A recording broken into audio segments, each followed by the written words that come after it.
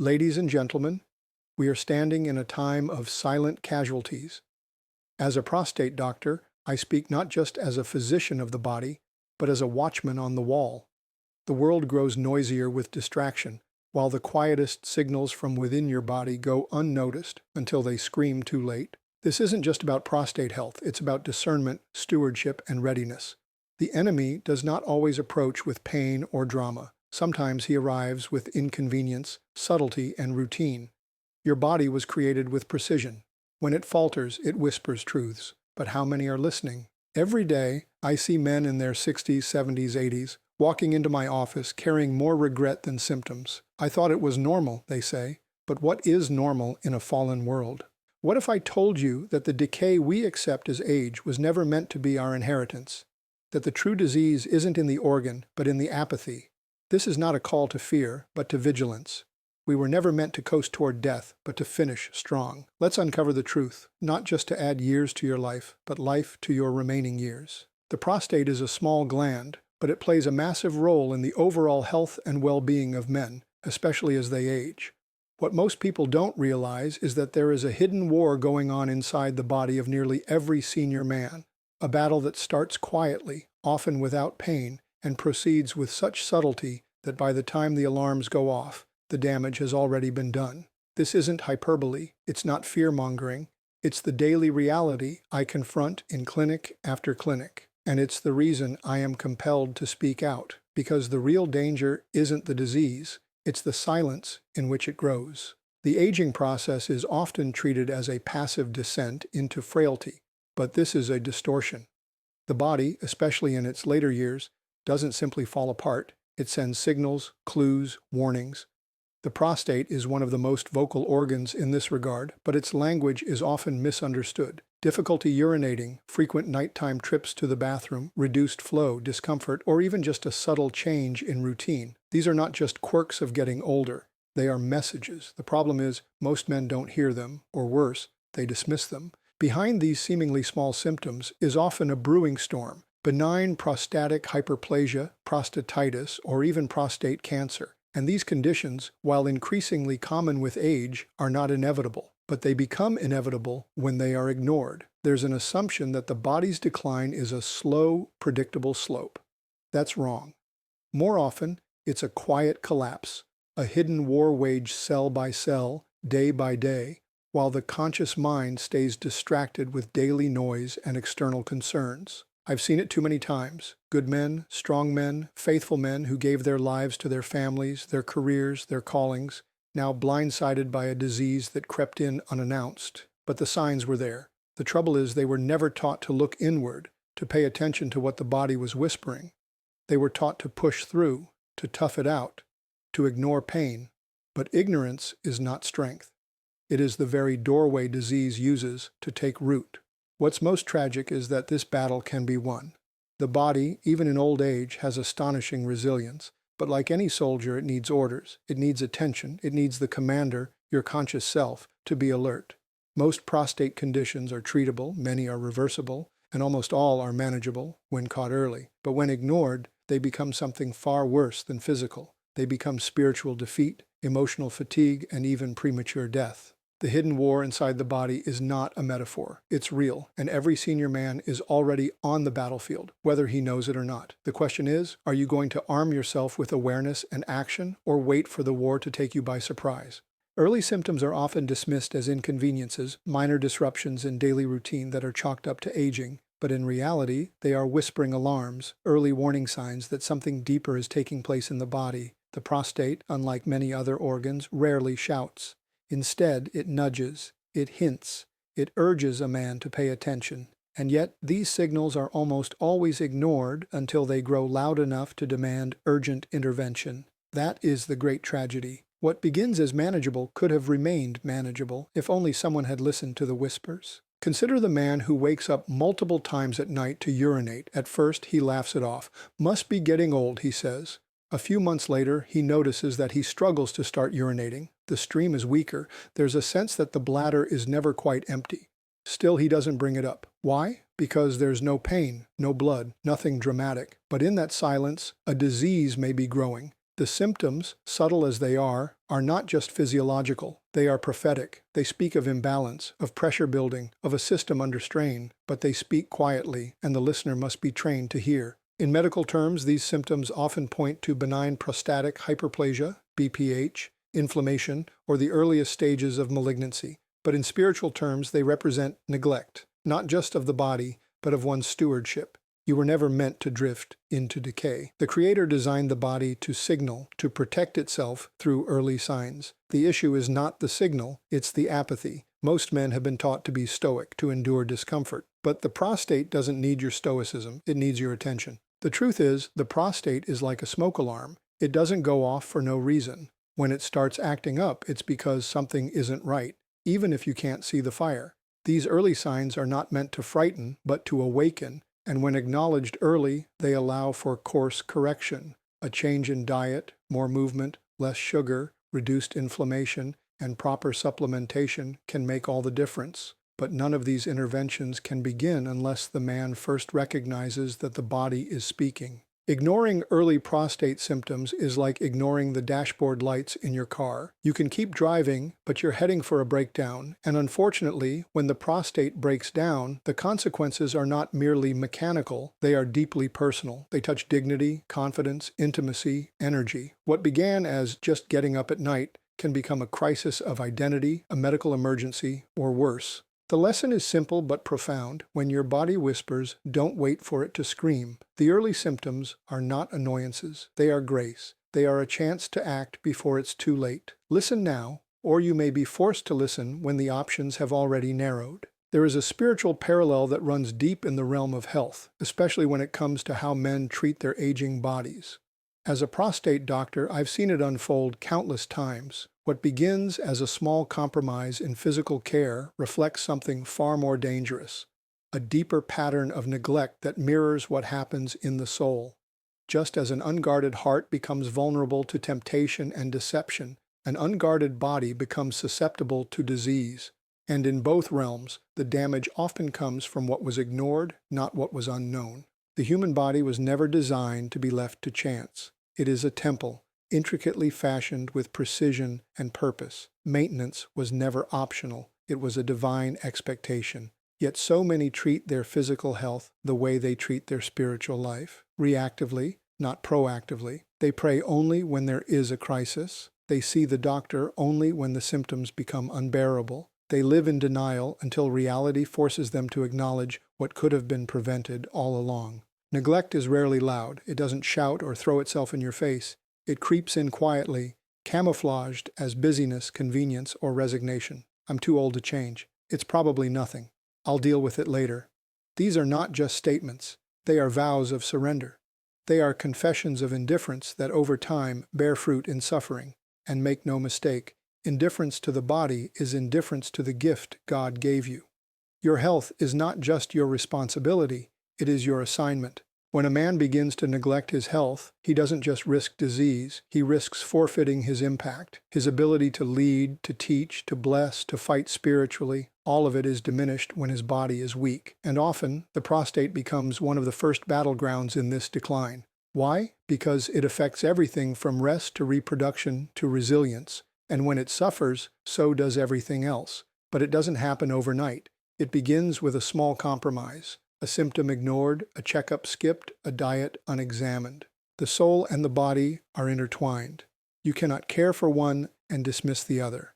In fact, one of the great lies of modern thinking is that health is somehow separate from holiness.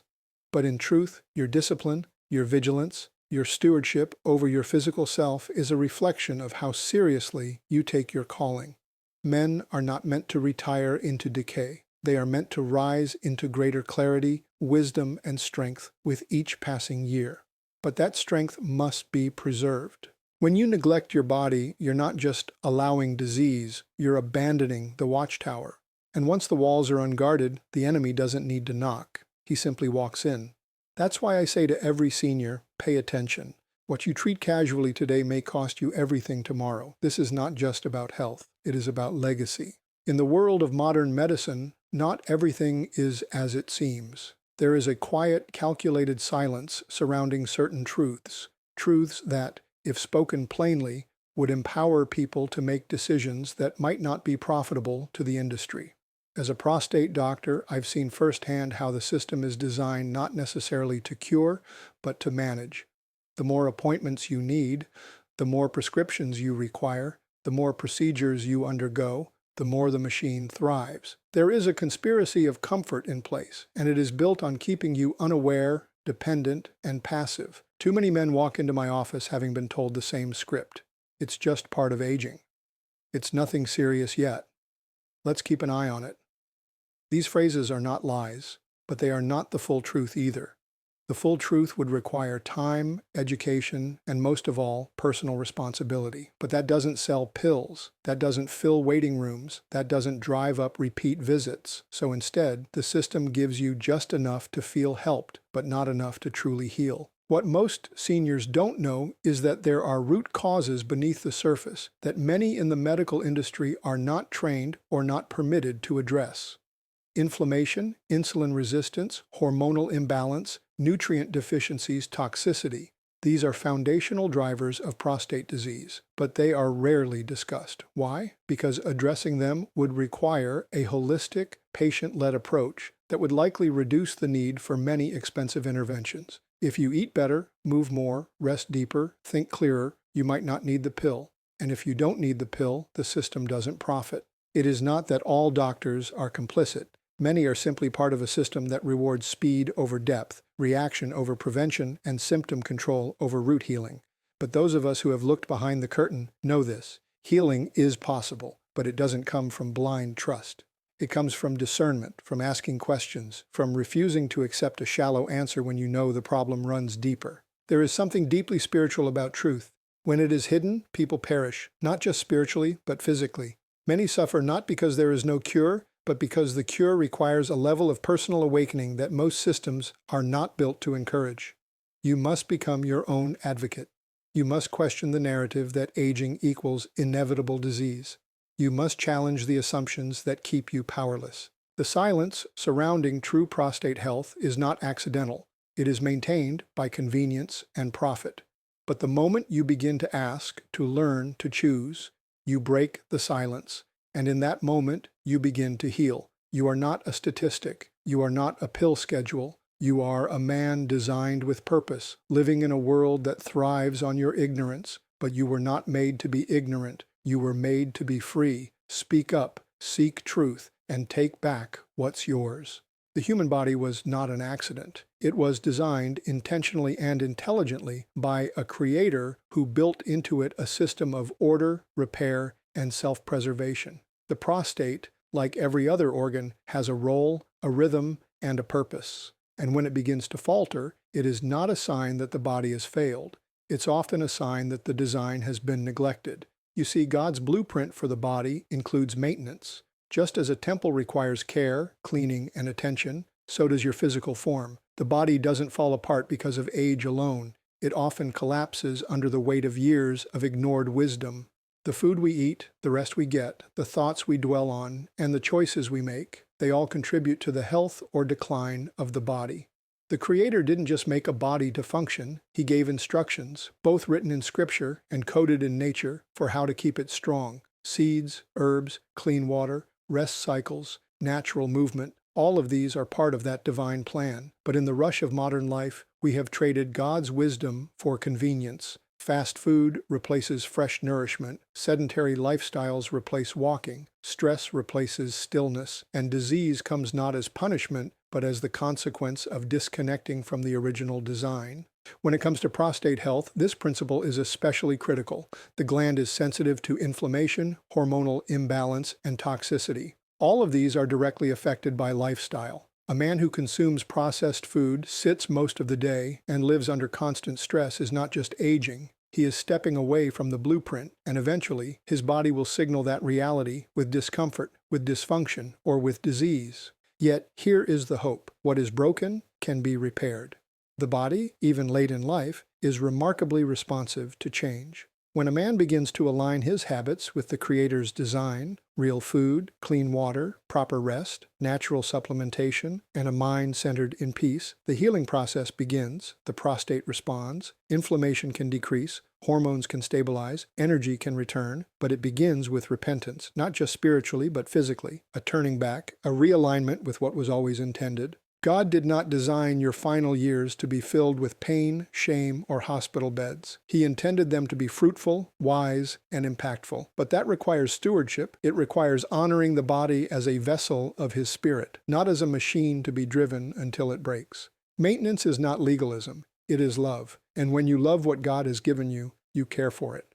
Not in fear, but in faith. Not in anxiety, but in wisdom. The blueprint was never lost. It was simply ignored. But you can return to it. Your body is not your enemy, it is your ally. And with the right care, it can still serve you well into your final chapter, strong, clear, and faithful to the very end. The battlefield of health is not the doctor's office. It's your daily life. The real war over prostate health and your overall vitality is not won with prescriptions or surgeries. It is waged and won in the kitchen, in your choices, in how you move, rest, eat, and think. Too many seniors have been conditioned to believe that their role is to sit and wait for medical interventions. But waiting is not preparation, it's surrender. And while there is certainly a place for medicine, it is not the first line of defense. It was never meant to replace your responsibility. Healing starts with lifestyle, not the pharmacy. Every single day, with every bite of food, every choice to move or to stay still, every hour spent in stress or in peace, you are either healing your body or harming it. Most people think health deteriorates because of age alone, but in reality, it's because the daily decisions that once supported strength have been replaced with habits of decay. Convenience replaces intention. A sedentary life replaces active stewardship. Slowly, the temple begins to crumble, not from a storm, but from neglect. The prostate, in particular, responds acutely to these lifestyle patterns. A diet high in sugar and processed foods fuels inflammation. Lack of movement leads to stagnation and hormonal imbalance. Chronic stress floods the body with cortisol, which disrupts sleep and weakens immune response. One might think these are unrelated to a small gland like the prostate, but they are intimately connected. The prostate doesn't exist in isolation. It is part of a system. And when that system is treated with apathy, consequences emerge: urinary issues, sexual dysfunction, cancer risk, fatigue. But here's the powerful truth. Just as the body declines with poor habits, it also revives with good ones. When a man begins to walk regularly, drink clean water, prioritize sleep, cut out toxins, and eat real, nutrient-dense food, the results can be extraordinary. Not just in symptom relief, but in energy, mental clarity, confidence, and even purpose. It's not about chasing youth, it's about walking in wisdom. And let's be honest, the change isn't easy, especially for those who've lived decades under one pattern. But the body was created with the capacity to respond. You don't need to be perfect, you just need to begin. Small decisions, compounded over time, create transformation. It's not the pill that restores, it's the principle. And the principle is this: what you do daily determines how you live eventually. The battlefield is your lifestyle. The question is, are you a passive bystander or are you engaged in the fight? Because every meal you eat, every step you take, every night you rest, is part of your defense or your downfall. Doctors can assist, but they cannot replace discipline. Healing doesn't begin in their office. It begins at home, it begins with you, and it begins now. There is a lie that has been whispered into the ears of aging men for generations, a subtle deception that says your best days are behind you, that decline is inevitable, and that the only thing left is to endure the slow fade into weakness. But I reject that lie. As a prostate doctor, I have seen men in their 70s and 80s who are sharper, stronger, and more purposeful than ever, not because time has spared them, but because they refuse to believe that aging equals diminishing.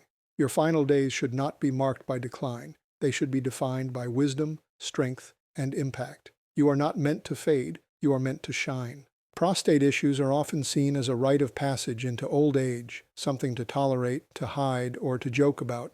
But what if those issues aren't just biological inconveniences? What if they're signals, reminders that your body still matters, that your stewardship still counts, that your calling hasn't expired? The weakening of the body doesn't mean the weakening of the man. It means there's an opportunity to rise, to fight, to live the last chapters of your life with clarity, intention, and power. Many men surrender too soon.